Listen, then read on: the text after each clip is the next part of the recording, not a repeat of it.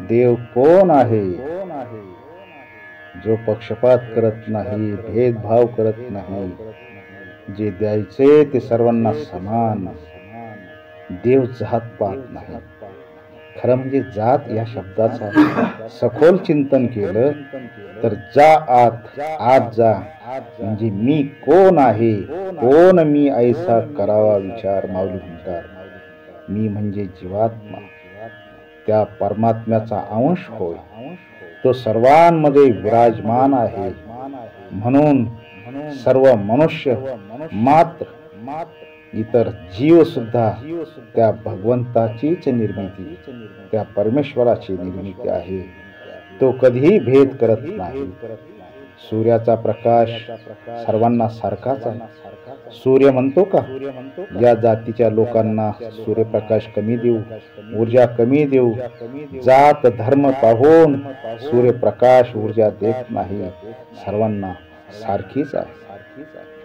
त्या प्रकाशापासून, त्याच्या ऊर्जेपासून वनस्पती ऊर्जा तयार करतात. त्या वनस्पतीची ऊर्जा सर्वांना सारखीच आहे. त्या वनस्पतीला येणारी फळे सर्वांना त्याची चव सारखीच लागते. आंब्याची चव विशिष्ट जातीला गोड आणि दुसऱ्या जातीला खारट तुरट लागते का? नाही. सर्वांसाठी ती चव सारखीच असते. गाई म्हशी दूध देतात, सर्वांसाठी पांढरच दूध देतात ना, त्याच्यामध्ये भेद नाही.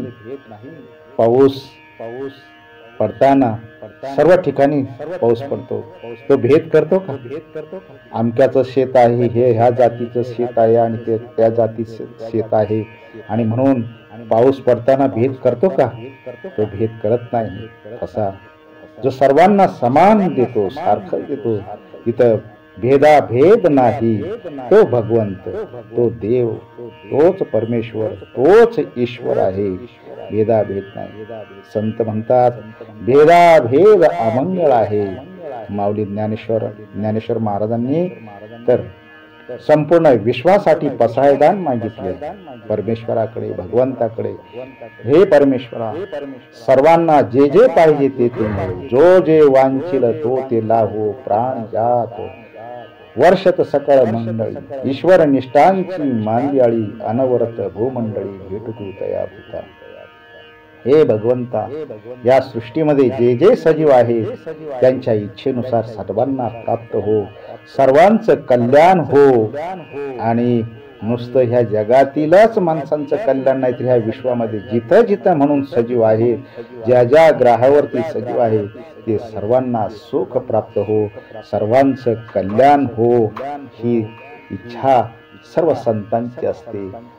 देव आणि संत हे एकच असतात, त्यांच्यात भेद नाही.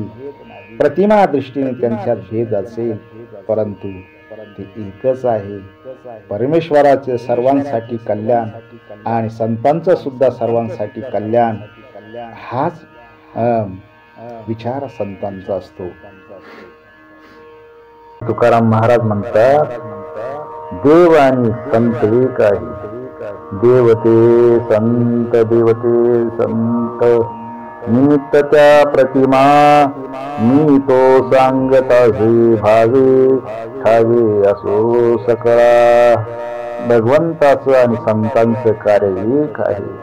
जगाचं हित, जगाचं कल्याण, विश्वाचं कल्याण, हीच इच्छा संतांची असते.